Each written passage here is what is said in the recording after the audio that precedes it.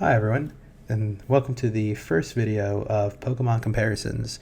We're going to focus this series on comparing the numerical values of our pulls. We're going to compare it with TCGPlayer's reported pull values. We'll see how we did, what our box was, and we'll also look at the Japanese version of that expansion set. In this case, we'll be talking about Temporal Forces and Wild Forces, the Japanese counterpart. So let's get started. As mentioned, we're going to cover the TCGPlayer's pull rate that they're reporting. We'll then cover my actual experience and pull rate.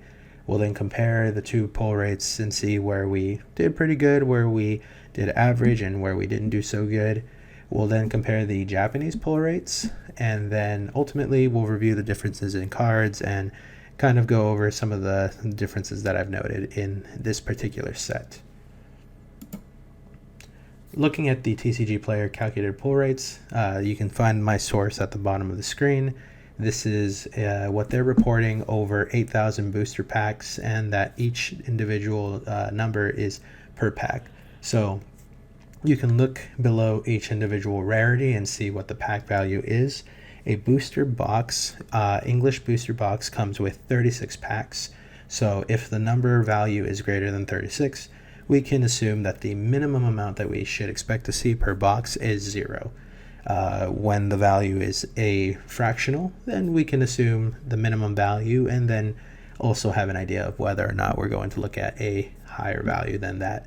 So looking at the hyper rares, out of that many booster packs, yeah, you can imagine that you'd need to purchase a couple of booster boxes, assuming this average for yourself.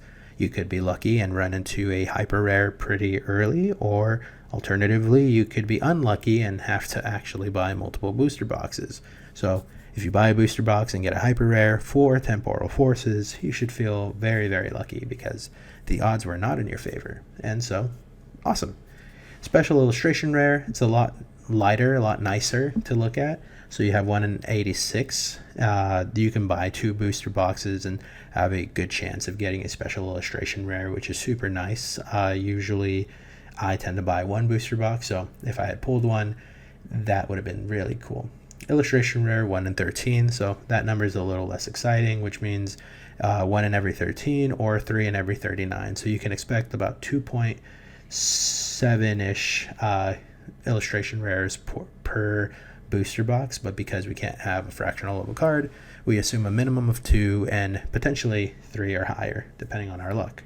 Similarly, ultra rare is 1 in 15, so you can expect 2-point-something-ish ultra rares in your booster box. All of this is for the English booster box. You can expect 2-point-something ultra rares in your booster box or more.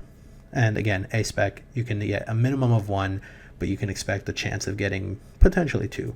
So illustration rare, ultra rare, and A spec are always going to be the ones where you can expect to get at least one of them in each booster box.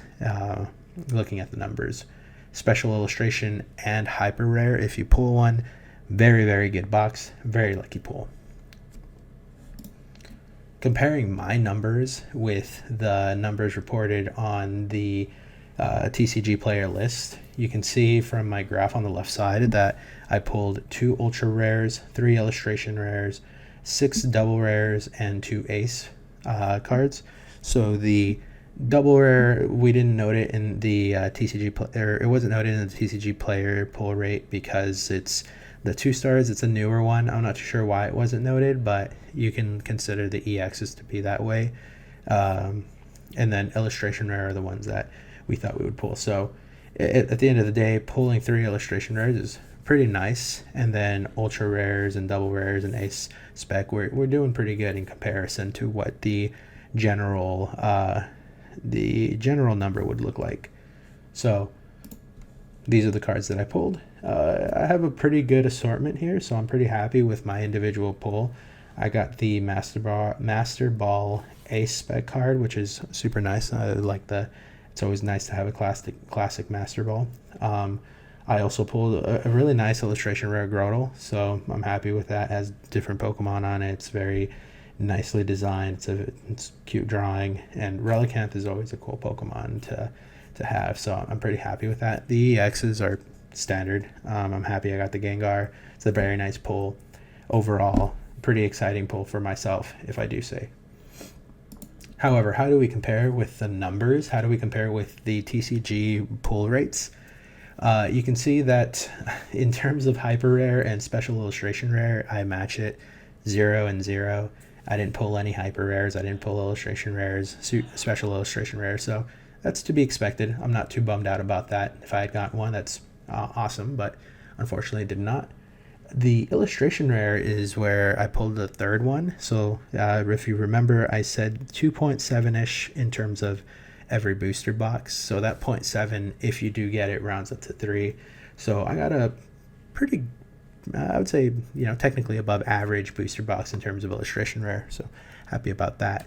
Ultra rares met the requirements, and A spec got that above number. So again, pretty happy with my box. I would say that my box is slightly above average in comparison with the 8,000 booster packs that TCGPlayer pulled. However, nothing too special, right? So, and I take that, right? We take that as a victory, given that we got a bit more than what we were expecting in terms of illustration rare. So, pretty awesome.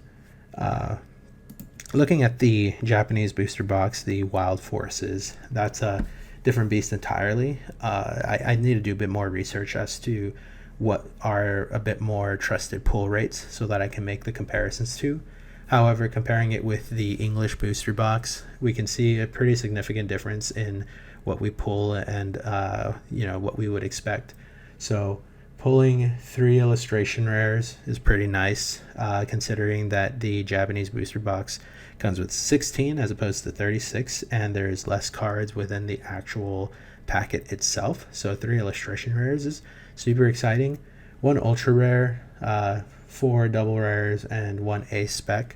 So that's pretty cool. I'm happy with the results of here. Comparing that with the English booster box, I think we did on par, given that it's half the actual number of boosters that it comes with. So if you were to have bought 2 boxes, potentially could have seen a lot more illustration rares as the equivalent of the English booster box. And hey, you know what? It's half the price. So at the end of the day, it comes down to what do you want to collect, the Japanese version or the English version? And to help make that argument, let's go ahead and look at the Japanese cards and then compare the two. So this is what I pulled in terms of the Wild Forces booster box. Got some pretty solid EXs. I got the Gengars to compare, so that was actually very convenient. And looking at the illustration rares that I got Bronzely, which is pretty nice. I like this one where he's looking at himself in the mirror, contemplating life.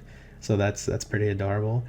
The Chatots are pretty nice. They're not in V formation, but they're just chilling, vibing out in the sky. So that's a really, really nice drawing there. And the Minccino, I got that as well. So we got it both in English and Japanese. So happy to compare those two.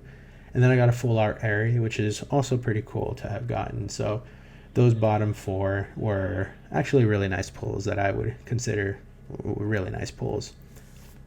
So you can see that the actual cards are, the same in terms of Wild Force and Temporal Force. Let's compare the quality, though. There's a lot of conversations and arguments you can make in terms of difference in qualities. From someone who originally just, played with English Pokemon cards, I didn't really tell the difference until I started collecting. But in this particular image, there's a few things you can look at to make those comparisons. The first detail that I note is the color, right? The colors on the Japanese cards are, at least for Temporal Forces, are a lot darker. It pops out more, so it feels a bit more better quality. In addition to that, there's a couple of colors that are accentuated by some of the light. So, for example, the Japanese version of the Gengar has a slight purplish tint. It could be due to the white light, or it could just be highlighted organically from the type of hollow material. But you can see a bit more variance in the color there, which gives it a bit more life, in my opinion. In terms of actual quality of the card, the Japanese card is a bit more glossier, a bit more softer than the English card, so that's another quality difference. So at the end of the day, you can kind of feel the difference in between both cards, but I guess it would be really dependent on what you want. I imagine the glossier card may get scratched easier and therefore may decrease value a lot sooner. So let's look at this comparison between my Torteras. So the Japanese version, this video does a really good job in showing the actual difference in color. You can kind of note that the Japanese version is a lot darker. It's a bit more pops out or stands out in comparison with the English version. The shines tend to be about the same. The difference comes in that glossy feeling from the Japanese card. It's a lot softer than the English card. So that's another big thing to consider here, right, when comparing both of these cards. When it comes to resale value, right, you can do further research. That's something that I need to also do, but it just really depends on like what Pokemons you want to take home for the individual set. In my opinion, I prefer the Japanese Gengar over the English Gengar.